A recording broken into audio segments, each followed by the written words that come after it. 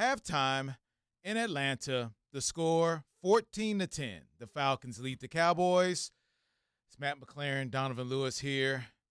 How you feeling about the first half? I don't know. It's Atlanta, so you felt like this is a game that potentially could be gettable. I don't know how good Atlanta truly is, but, man, that first half is just so – it just feels typical Cowboys. The defense isn't really doing enough, but what would you expect? And really the problems of the offense, as we've talked about for so many times, they got tempo going, only able to get 3 on their first drive, and then it's kind of nothingness. And then out of the blue, on that last drive that led to the touchdown, you have a season high. Dak Prescott has the longest run by a Cowboys player this year, 22 yards. The play right before that, I believe it was, or maybe 2 plays before that, CeeDee Lamb had an 18-yard run for the longest play of the year, and then Rico had a 15-yard run. So it's just strange because your 3 longest runs of the year were all on that one drive. You're able to get the touchdown, but even that play on the touchdown, it to me is typical Cowboys of how difficult everything seems to be for this team. Well, it was a lot of asking about Dak using his legs and getting outside of the pocket, and he did have the 22-yard run to extend the drive, and then even on the touchdown play, he maneuvered, pump fake, got out of traffic with his legs and threw the pass to Rico. So you're starting to see some of the things that everyone was wondering if that was possible, and now you're seeing a little bit of that in the first half. You're seeing for the first time the Cowboys effectively run the football. They have 11 carries for 80 yards. Which is amazing. But the one that they really needed on the fourth down call was a 3-yard loss to CeeDee Lamb on the jet sweep, and it just felt like this game was going to get out of hand when the Falcons scored and it was 14-3. Right. And Cowboys get the long drive to take it down the field and get it to 14-10. They probably would love to have that last drive of the first half back.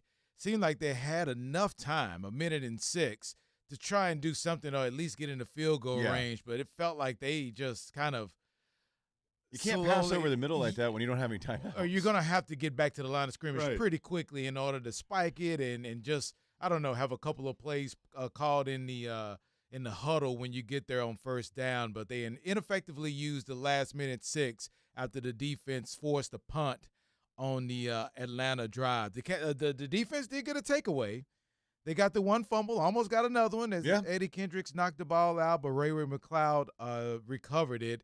And they're hanging on. It looked early, Matt, like this game was going to get out of hand. It felt like it was headed that direction. Yes. When it was 7-3, you thought, man, if this thing gets 14-3, which it did, and then the Cowboys were able to answer because it really felt like, okay, here come the Falcons. I think not having London out there, he got the first touchdown pass. Maybe it was the second one. I can't remember. It's the first one. Yeah, and he hadn't been out there since that. And that's huge for them because he's their top wide receiver. I don't know what to expect in the second half, honestly. I mean, you look at this, the Cowboys' couple of sacks. Carl Lawson, really nice off the edge. I thought it was weird that the Dallas offensive line allowed an Atlanta team who had 6 sacks all year to get sacks on back-to-back plays. There's still that uneasy feeling that something is going to happen. And some of that feels, again, because it feels like it's been so difficult for Dallas and that some of the reason why Atlanta doesn't have another touchdown is their own fault. Yeah, no, you're right. They've had penalty problems that kind of back them up a bit also. It is a Cowboys – it's a half to where they really didn't truly make a lot of mistakes, but it still felt like that they are a long ways away or have to do something special to win the game. Does that make sense? It's yes. Because you would think in a half where Atlanta's probably going into the locker room kicking themselves, saying, dang it, we had a turnover. Penalties kind of got us on a couple of drives, or we could easily be out in front of this game. The Cowboys are 0-4 on third down, and 0-2 on fourth down. So 0-6. And the Falcons aren't doing any better, but they've been pretty aggressive on fourth down, and they converted both of their fourth down opportunities. So while it felt like it had the potential to get out of hand, that drive the Cowboys put together after getting down 14-3 was big. It really was huge. That's a 9-play, 70-yard drive, 4.5 minutes, where the highlight, you're right, were the longest runs of the year from a running back, from CD, and then only being topped by Dak Prescott on that 22-yard run. Pretty wild, man. Cowboys get the ball back in the second half. This is going to dictate how this game is going to go.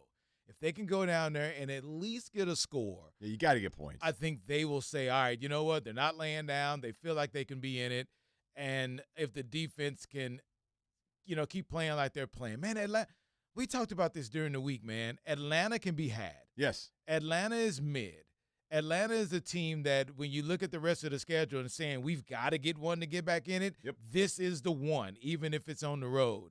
And give credit to the Cowboys for not laying down when it felt like it was going to be one of those typical games where the Cowboys are just going to be out of it. Yeah, and let's hope that they can get, like you said, some points on this opening drive to get it to a one-score game regardless of what Atlanta does. But there just feels like Atlanta is a play or two away from just blowing this thing open, and the Cowboys offense won't be able to keep up. And we're seeing that with, 10 screenplays they've run in this game? I know. Because they don't trust their run game, and they don't trust that their offensive line will give them time to pass down the field. So it's just, all right, pass it to the line of scrimmage and see if you can create something.